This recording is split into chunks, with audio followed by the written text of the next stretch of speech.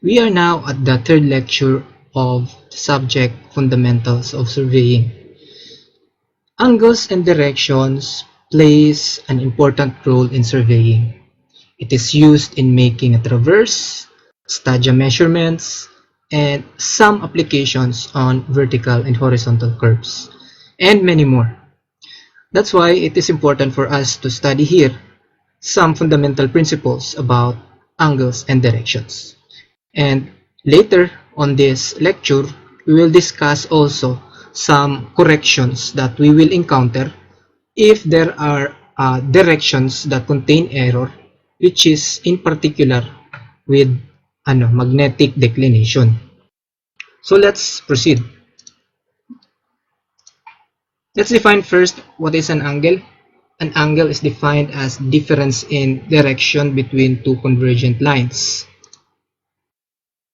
We have two types of angles used in surveying. We have vertical angles, or the angles measured along the vertical, and horizontal angles. So here are the types of angles measured along the vertical. Okay, we have the vertical angles, zenith angle, and nadir angles. Okay. So these types of angles are measured along the vertical.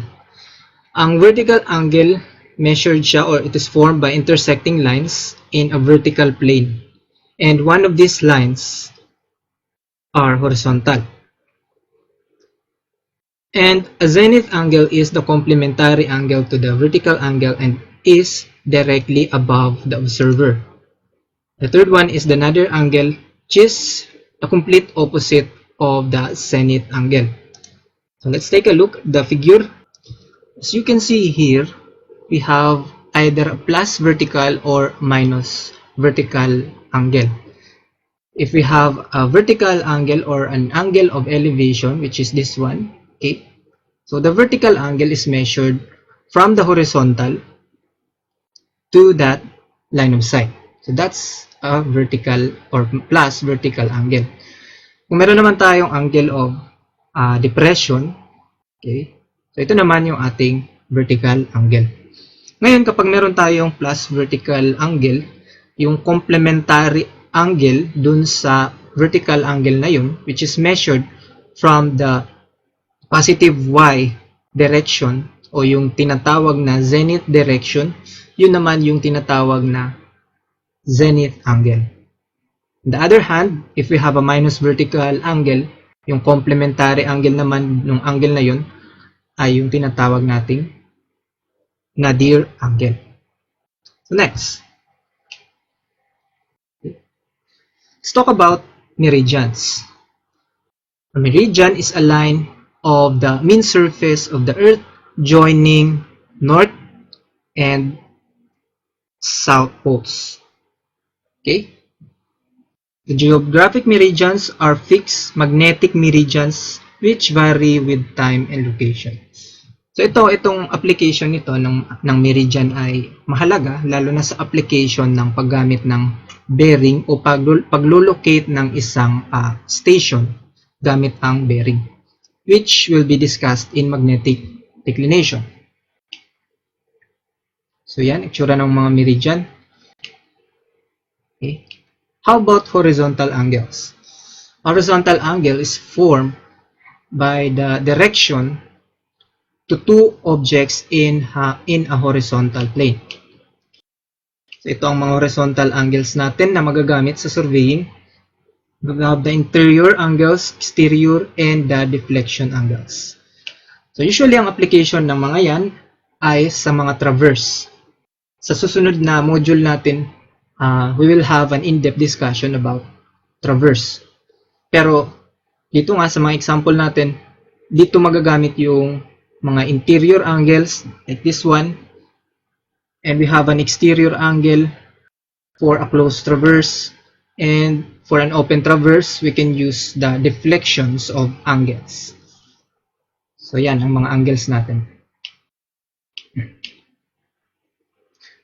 For the directions, okay, we use azimuth and bearing. So what is an azimuth? An azimuth is the direction of a line as given by an angle measured clockwise. Okay, clockwise, and usually from north or south. So an azimuth range in magnitude from 0 to 360. So walang lalampas sa 360 degrees ang value ng azimuth. While bearing, it is the direction of a line given by the acute angle between the line and the meridian.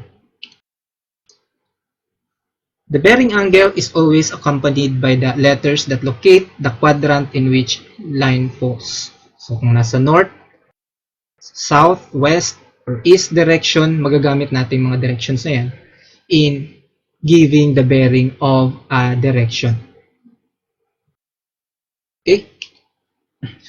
So here in this example, we are to determine the azimuth or the direction of each line 01, 02, 03, 04 given their azimuth.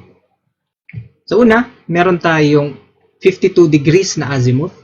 So usually, sabi nga sa definition ng azimuth, either ang reference direction natin is either from north or south. So kapag sinabi na reckon from north, we will measure the angle clockwise from the north direction.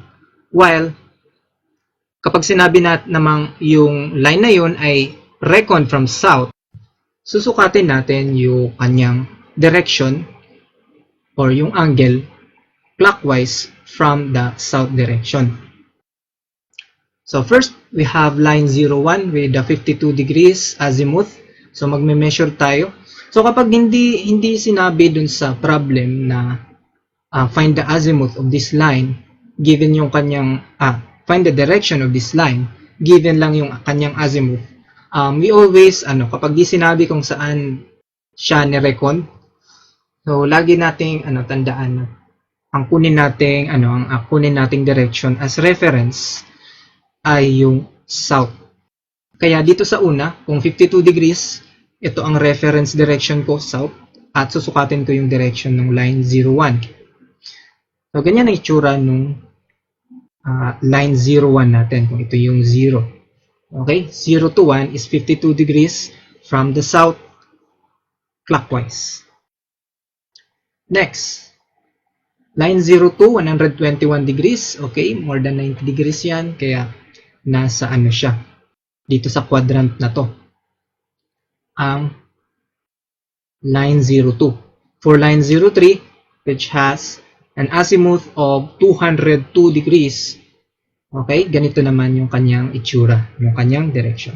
And yung last, okay, line 04, 325 degrees, okay, ganyan naman yung kanyang direction. Okay, so laging kapag di sinabi kung saan yung reference direction natin, kung reckon either from north or south, so south na lang ang kunin natin lagi pag di sinabi. Where S stands for surveying. Okay? So ito yung line 04. How about bearing? Sa pag-drawing naman ng bearing, always take note that our reference direction is always either from north or from south. So if we are going to locate the direction of, or we are going to draw the direction of line 05, which has a bearing of north 58 degrees, 20 minutes east. So, ang reference direction natin dyan ay from north, and kukunin natin yung angle na 58 degrees, 20 minutes, papunta dun sa direction either from left side or right side nung ating nung angle na susukatin natin. So since going east, kaya ang direction niya ay ganyan, parang northeast. But our reference direction is from the north. Okay? So ganyan ang bearing na 58 degrees, 20 minutes. For line 06, ganun ulit, ang ating reference direction is from south. Okay? And we can draw the direction of this line 06. Okay? Southeast. Line 07, ganun din. 27 degrees, 30 minutes, going west. Okay? Reference direction from south. And last, 10 degrees, 45 minutes, going west. So that's it. So ganun lang kadali ang pag-drawing, paghanap ng direction using azimuth or bearing. Now, if we want to find the reverse direction, we're just going to reverse the direction. For example, if we have line AB, gusto mong hanapin yung reverse na direction nung line na yun, okay? So ang gagawin natin, babaliktarin lang natin yung lahat ng direction nila from north going south and from east going west. O vice versa, ganun lang din. Papalitan mo lang yung kanilang direction para sa bearing. For the azimuth, if we are going to reverse the azimuth, just add 180 degrees. Okay? Kunyari, meron tayong line CD. Gusto mong hanapin yung reverse direction given yung kanyang azimuth. So yung reverse azimuth niya ay dadagdagan mo lang ng 180 degrees. So, from 128 degrees, 20 minutes, magiging 308 degrees, 20 minutes siya. So, ganun din kung ito yung ibinigay, 308 degrees, 20 minutes, subtract 180 degrees. So, ganun lang. So, let's start by answering this problem. Hanapin natin yung bearing as well as yung azimuth ng traverse na ito. Okay? We have here a closed traverse with lines A to B, B to C, C to D, D to E, and E to A. Given na yung kanilang interior angles, and meron din tayong reference bearing because we have a meridian that will serve as our reference direction in finding the bearing for lines A and B. So, gagawin na lang natin, we will find the bearing for each line. Okay? So, yung remaining lines BC, CD, DE, EA ay hanapin natin yung bearing nila. So, dito sa paghanap ng bearing or here in surveying, as we use angles, we always express our angles in degrees, minutes, and in seconds. So, hindi tayo gumagamit ng decimal number para sa value ng angle. Kasi magbibigay yun ng malaking error compared to when we use the angle in degrees, minutes, and seconds, accurate ang kalalabasan. So, in solving the bearing for each line, meron na tayong bearing for line A and B. Ang bearing na yan, magagamit natin yan sa susunod na line. Okay? Ang direction ng bearing ng lines A to B, okay? Magagamit natin yung bearing niya kapag hinanap naman natin yung bearing ng B to C. So, let's focus on each line. So, tandaan, yung bearing ng line A and B is north 30 degrees west. So, kung magfo-focus tayo sa isang line, okay? Kung meron tayong bearing na north 30 degrees west, okay? Yung opposite angle niya dun sa point B, okay? Kasi from point A siya. Dun sa point B, yung exact opposite bearing naman niya ay ito, di ba? So, ito yung reverse bearing niya. Kung opposite, which is equivalent also to 30 degrees. So, kung kukunin mo yung B to A, south 30 degrees going east. Okay? So, to find the bearing of B going to C, okay? Erase ko lang. We have a 30 degrees angle here. At ang magiging reference point naman natin ay yung point B. At maglalagay tayo dyan ng north direction, south direction, going west direction, okay, west, and going east. Gagawin natin, yan, in-arrange ko lang siya. So, ganito may tsura ng ano natin. Magfo-focus na tayo sa point B. Again, ito yung ating reverse bearing, which is 30 degrees. Our goal is to determine the bearing B to C. So, ang bearing nga natin, ang reference direction is either from north or south. Kaya, ito na yan. Itong angle na yan ang dapat nating hanapin. So, paano mahanap yan ng angle na yan? Para mabigyan natin ng bearing yung line B to C. So, let's take a look at the angles that are given. Meron tayong 30 degrees, meron tayong interior angle na 120 degrees, and 28 minutes, and yung required. So, let's take advantage of that given angles. So, gamitin natin yung mga given ang angle. Kung meron akong 120 degrees, 28 minutes, at sinubtract ko itong 30 degrees, di ba ito na lang ang matitira? Tama. Itong angle na lang na ito. So, let's subtract the two. We have 120 degrees, 28 minutes, minus 30 degrees. Lalabasan ay, ang angle na yan ay magiging 90 degrees, 28 minutes. Ito yan.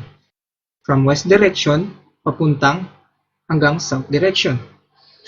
So, kung meron na lang tayong dalawang angle, itong angle na to, at yung pinapahanap na angle para sa bearing, di ba, these angles are supplementary angles. Kapag inad mo itong angle na yan, angle na to, equivalent to 180 degrees. Therefore, 180 degrees minus 90 degrees, 28 minutes is equals to that angle. Compute. 180 minus 90 degrees, 28 minutes. So, laging lalagyan ng degree sign sa calcul natin. So, kung nagsisimula sa minute yung angle natin, lagyan mo pa rin ng 0 degrees. It always starts with a degree. Kung naka-second lang yung ating angle, sa sobrang liit, naka-second lang, lagyan mo pa rin ng 0 degrees, 0 minutes, at yung value ng seconds. But here, we have 180 degrees, 90 degrees, 28 minutes. So, no need to put second. So, yan equals to 89 degrees, 32 minutes. 89, 32 minutes. Now, hanapin na natin yung direction. Direction is from north going west. Now, that's the bearing of line BC. Itong bearing na yan, magagamit natin sa paghanap ng bearing ng susunod na line. Okay, tandaan, 89 degrees, 32 minutes. Kaya, kung meron tayong 89 degrees, 32 minutes, north going west, at ito yung angle na yan, magagamit natin ang angle na yan sa paghanap ng bearing ng C to D. So, kung i-zoom in natin, ganito yung point C. Kasi sa point C na tayo magpo-focus. Ito yung C to D. Ito yung B going to C. The reverse bearing is 89 degrees, 32 minutes. Asan yan? Sa ano natin, sa line BC natin. So, kung nandito yung bearing na yun, ang reverse equivalent angle niya ay opposite. Nandito. Okay? They are opposite angles. Kaya, yung 89 degrees, 32 minutes, ito yan. Okay? Hanggang dito lang yan sa line BC. Because yung line BC, medyo a little bit below the east direction. Kaya, 89 degrees, 32 minutes. So, required is bearing of CD, which is to be determined using this angle. Kasi galing sa south, papunta dun sa line, yung angle na yun yung bearing ng line na yun. So, base sa mga given angles natin, meron tayong interior angle, meron din tayo yung bearing, at yung required unknown. Para mahanap itong unknown, gawin lang natin, gamitin natin yung interior angle, 118 degrees, 37 minutes, minus, subtract lang natin yung bearing ng previous line, at yung matitira ay itong angle na to. Kaya, 89 degrees, 32 minutes is equals to 118, 37 minus 89, 32 minutes. Yan. 29 degrees, 5 minutes. 29 degrees, 5 minutes. Okay, yan yung angle na yan. Therefore, the bearing of line C to D is what? South going west. Bearing of C to D. Okay, tandaan yung bearing nung nakuha natin kasi gagamitin natin sa sunod. So, kung bearing ng C to D ay 29 degrees, 5 minutes, okay? South going east, tama ba yung direction natin sa previous? Yes. South going west. Let's determine the bearing of DE. Again, kung ito yung bearing mo, itong bearing na yan, yung reverse bearing niya ay opposite. Ito naman yon sa point D. Kung D going to C. Kaya, 29 degrees, 5 minutes, magagamit natin yan sa paghanap ng angle na to. Okay, zoom in.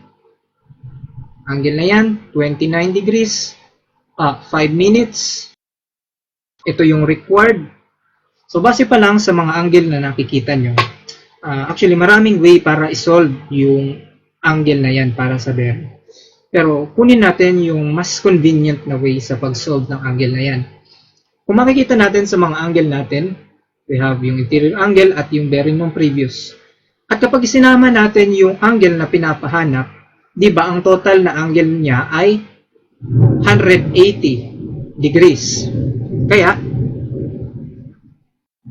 if we are going to subtract in 180 degrees, the angles 29 degrees, 5 minutes, and 105 degrees, 22 minutes, we will be able to determine the required bearing. Compute 180 minus 29, 5 minus 105, 22 is equals to 45 degrees 33 minutes. Direction south going east. That's the bearing or line DE. Okay?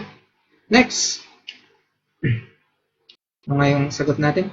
45 degrees 33 minutes. Okay? 45 degrees 33 minutes south going east. So, kung yan yung equivalent bearing niya, D to E. Yung reverse bearing naman ng E to D ay nandito. Diba? Nandyan. Kung sa north, going west. Kaya, let's say, exaggerate ko lang. Ito na yon, yung angle na yon ng bearing natin na 45 degrees, 33 minutes. So, kung going E to D, north going west. Correct. Kaya, required naman ay E going back to A. Okay? E going back to A. So, ang required na angle natin dito ay angle na to. Diba? Kasi galing sa north ang sukat ng bearing. So, para mahanap tong angle na to, subtract lang natin yung kanyang interior angle, 180 degrees, 28 minutes, minus yung bearing ng previous. Para ito yung matira. 45 degrees, 33 minutes. Compute. 108 degrees, 28 minutes, minus 45 degrees, 33 minutes. Is equals to 62 degrees, 55 minutes.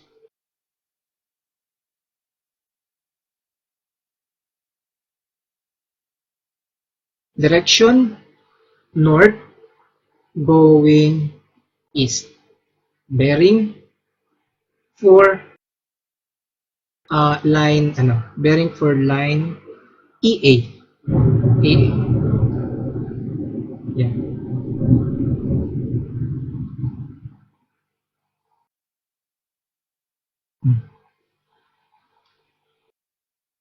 Okay.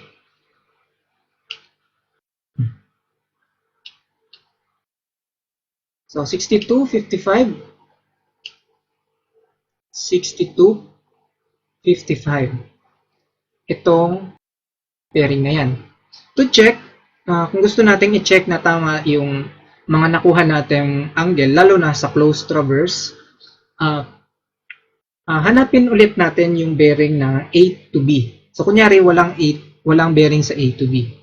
So, gamit yung bearing natin ng previous line, hanapin natin yung bearing ng A to B. So, kung parehas yung kalabasan na bearing nung given natin, ibig sabihin tama yung proseso natin ng paghahanap ng bearing. Sige. Okay? Right, sorry. So, kung ito yung bearing natin, ang opposite o yung reverse bearing niya ay itong angle na to. 62 degrees, 55 minutes. Hanapin yung angle na to. Total of 180 degrees kapag inad yung tatlo. Kaya 180 degrees minus 87 degrees, 5 minutes minus 62 degrees, 55 minutes. Is equals to, okay, minus 87, 5 minus 62, 55. Is equals to 30 degrees. Correct. Okay, 30 degrees north going west. Okay. So yan. Bearing pa lang yung mga hinanap natin. Actually, since nahanap na natin yung bearing, pwede na nating hanapin yung equivalent azimuth ng kada line. So, balikan natin yung pinakaunang line. Okay? We have line AB, which is this one, A to B. Hanapin yung ating azimuth. Say, reckoned from south. Okay? Reckoned from south. So, para mahanap yung yung kanyang azimuth, going clockwise, galing sa south, papunta dito sa line AB, which is this one. Tama? So, yan yung direction ng ating, ng ating azimuth. So, ito yung south mo. Para sa line AB, madali lang hanapin. We will just subtract 30 degrees kasi ito yung bearing niya sa 180 degrees kasi yun yung supplement ng 30 degrees. Therefore, azimuth of Dito ko na lang, azimuth of line A to B is equals to 180 degrees minus 30 degrees, or simply the azimuth, okay, the azimuth of A to B is equals to 150 degrees. That's it. For line B going to C, okay, B to C, hanapin naman yung azimuth niya galing sa south going clockwise. Ito lang yan. Okay. So hanapin yung angle niyan. So kung given na yung ating interior angle na 120 degrees 28 minutes at hahanapin natin itong natirang angle na to, so subtract lang natin yung bearing nung previous, di ba? Kaya or pwede naman gamitin natin yung nakuha nating bearing na north 89 degrees 32 minutes. So kahit alin gamitin mo diyan. I think mas madali itong 89 degrees 32 minutes. Gagawin lang natin para makuha mo tong angle na to, since supplementary angle sila. Ganun ulit. Subtract mo ulit sa 180 degrees. B to C azimuth is equals to 180 degrees minus yung bearing na 89, 32. Therefore, the azimuth of BC is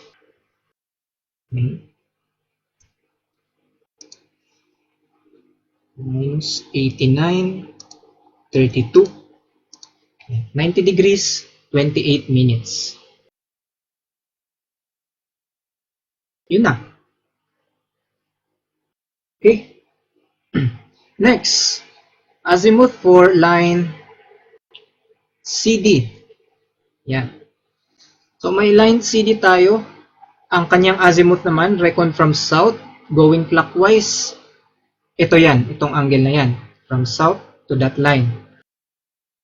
Okay. So dito, nagkataon na ang bearing natin, yung angle para sa bearing natin ay same lang ng value ng azimuth niya kasi galing sa south. Therefore, ito na rin yung kanyang azimuth. So, CD azimuth is equals to 29 degrees 5 minutes. Yun. Kasi na-compute na kanina yung bearing. For line DE, okay, kinumpute natin yung line DE, bearing niya ay ito. Ito yan, yung bearing niya. Reckon from south, clockwise, galing south. Ito yan.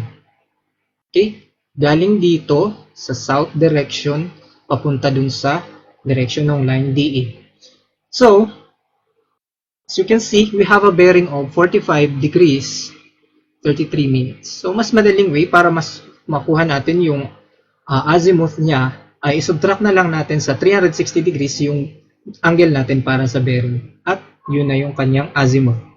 So, DE, azimuth, is equals to 360 degrees minus 45 degrees 33 minutes. Yan. Compute 360 minus 45 33 is equals to 314.27. Okay? 314 degrees 27 minutes. Yan yung azimuth ng DE. Okay?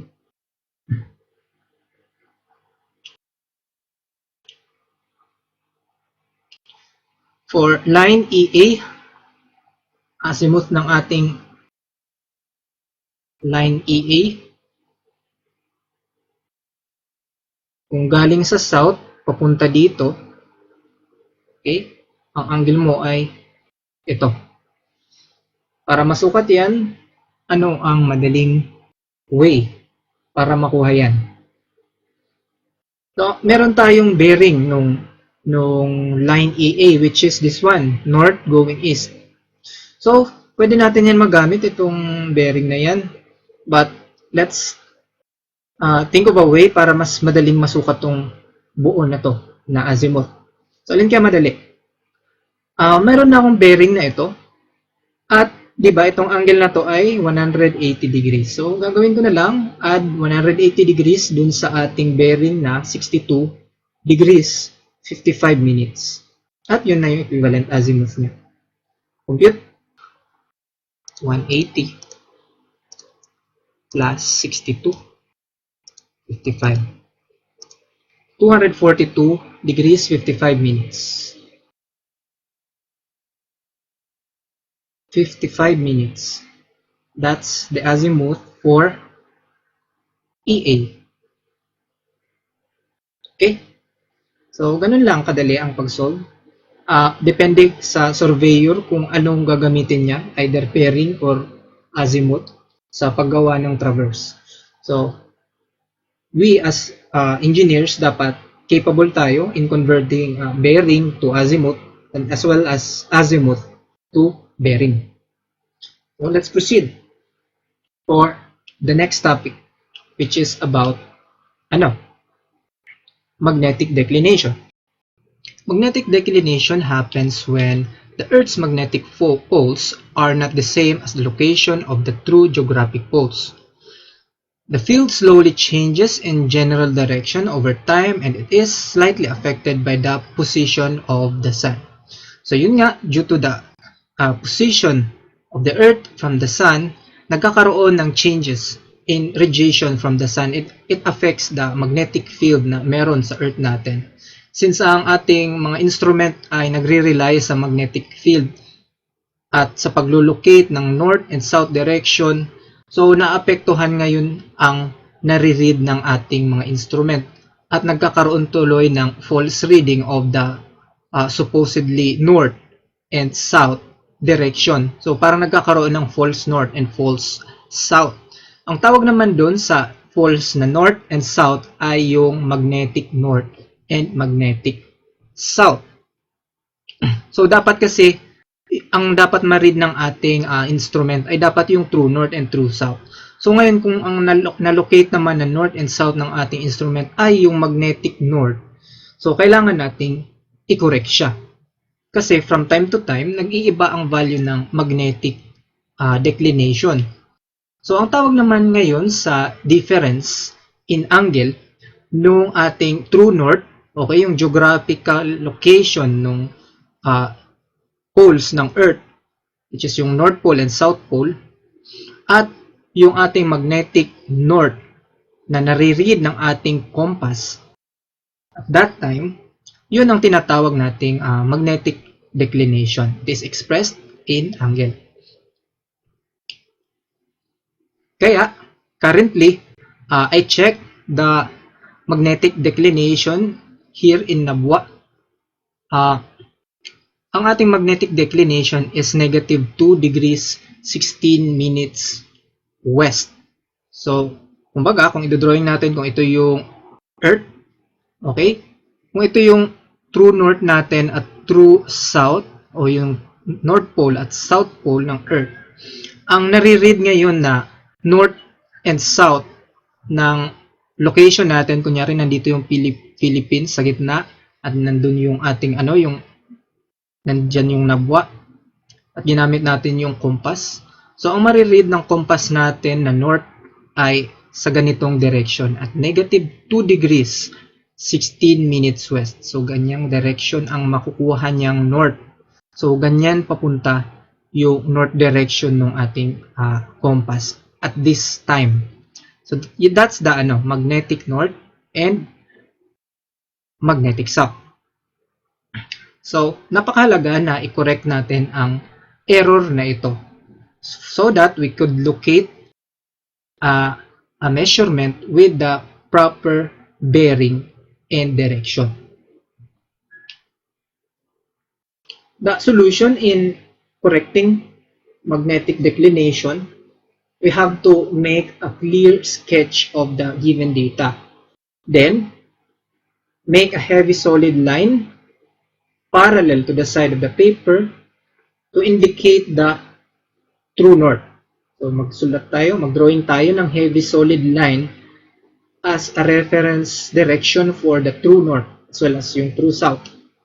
Then, we will draw the magnetic declination o yung magnetic north at magnetic south by a dashed or lighter line. So, from that, as our reference directions, yung true north and magnetic north, makokorek natin yung tamang bearing ng isang location. Okay? Sample. The magnetic bearing of a line of a tract of land was recorded south 55 degrees 30 minutes west, dated 1905. It is determined that the magnetic declination at that time is 3 degrees 45 minutes going west. Determine the true bearing of that line. So first, draw the true north and true south parallel to our paper going vertical. So yan ang ating true north, true south. Meron tayong west going east. Ngayon, i-drawing natin yung kanyang magnetic north and magnetic south using the magnetic declination of 3 degrees 45 minutes west. So going west, galing sa true north, magtitilt tayo ng 3 degrees 45 minutes. Okay? So, ayan ang ating magnetic north and magnetic south. Magnetic north, magnetic south natin, mag-iiba-iba siya ng location. Depende sa kung anong taon. Now, let's draw the magnetic bearing at 1905. Ito yan ngayon. That 55 degrees 30 minutes south going west, it is a magnetic bearing. Ibig sabihin, ang reference direction natin ay yung magnetic north or magnetic south. Since yung bearing natin galing sa south, ibig sabihin ang 55 degrees 30 minutes ay galing dyan. Okay? Kaya 55 degrees 30 minutes going west. So, to compute the true bearing, dapat ang ating reference direction ay galing sa true south. So, ang kailangan lang natin para makuha ang true bearing niya ay dapat galing sa true south at kunin natin yung angle nung direction nung line na yon. So, ito lang pala ang kailangan natin, itong angle na yan. So, ang ating angle is 55 degrees 30 minutes west. Kailangan lang nating isubtract itong declination na equivalent sa 3 degrees 45 minutes. Kasi same lang siya. So, to compute the true bearing, okay. So, magdedepende yan sa position ng ating magnetic north at true north. At yung magnetic declination natin, kung i-add ba natin or isusubtract natin yung ating value for angle of declination natin. Kaya 55 degrees 30 minutes minus 3 degrees 45 minutes. The answer is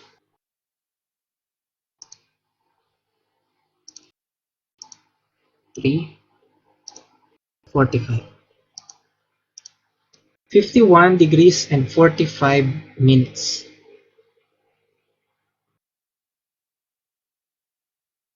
Direction south going west pa din. That's the true bearing.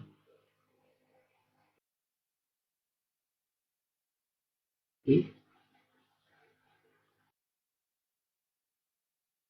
Again, draw the line. I-drawing yung true north, true south. I-drawing yung magnetic north and magnetic south. Then, i-correct gamit yung magnetic declination natin. Another example. magnetic bearing of line CD was recorded north 11 degrees 45 minutes going east in the year 1897, in which that time the declination was 1 degrees 45 minutes east.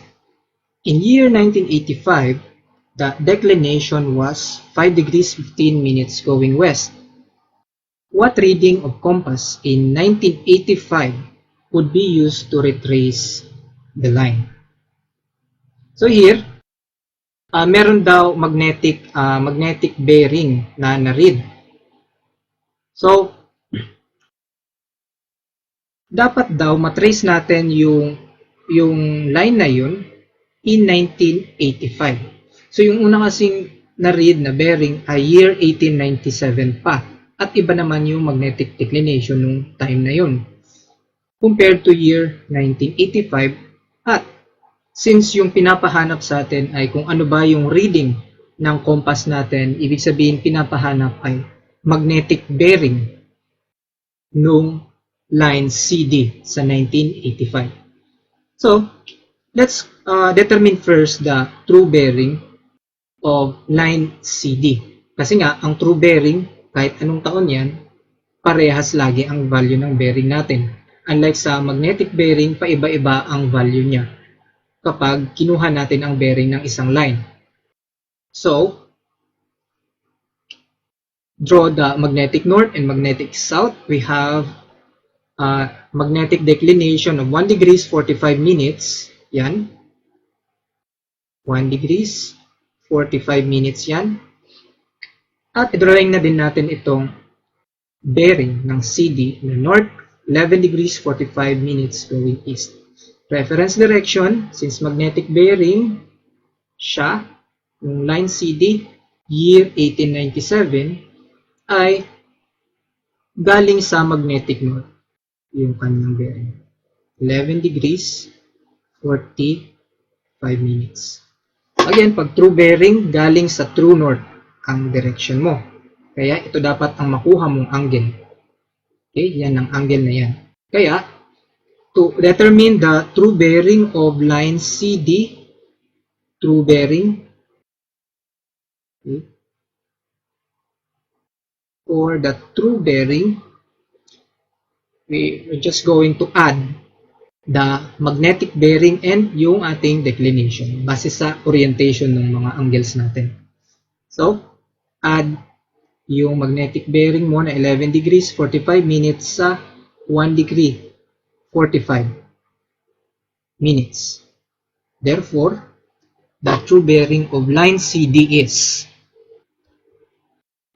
11:45 1 degrees 45 minutes. 13 degrees 30 minutes. Hindi pa yan yung sagot. Actually, may bearing siya, kaya lagyan ng direction. North going east. So that's the true bearing. Sunod naman, i-drawing naman natin yung true bearing natin dun sa year 1985. Kasi nga, yung required natin, hanapin yung kanyang magnetic bearing. So, since nahanap na natin yung true bearing, same lang naman siya. Okay? Same lang naman yung true bearing natin kahit sa anong taon, which is in year 1985. But first, draw the magnetic declination of 5 degrees 15 minutes west. Okay? Ito yan. 5 degrees 15 minutes. And same value for the angle na galing sa true north, 13 degrees 30 minutes. So, in-exaggerate ko lang yung direction ng line natin para kitang-kita. 13 degrees 30 minutes. So, yun. Siyempre, kung pinapahanap ano ba yung reading dun sa compass natin, dapat ang reference mo galing sa magnetic north. So, ito yan. Dapat ito ang makuha mong angle hanggang dun sa line CD. So, to compute the magnetic bearing of CD magnetic bearing, MB ko na lang. Just add the true bearing, 13 degrees, 30 minutes, plus yung angle of declination natin, 15 minutes. Okay? The magnetic bearing therefore is 30 minutes plus 5, 15. 18 degrees and 45 minutes. Direction north, going east. That's the final answer. So that ends our lecture for angles, bearings, directions, and angle declination. Thank you.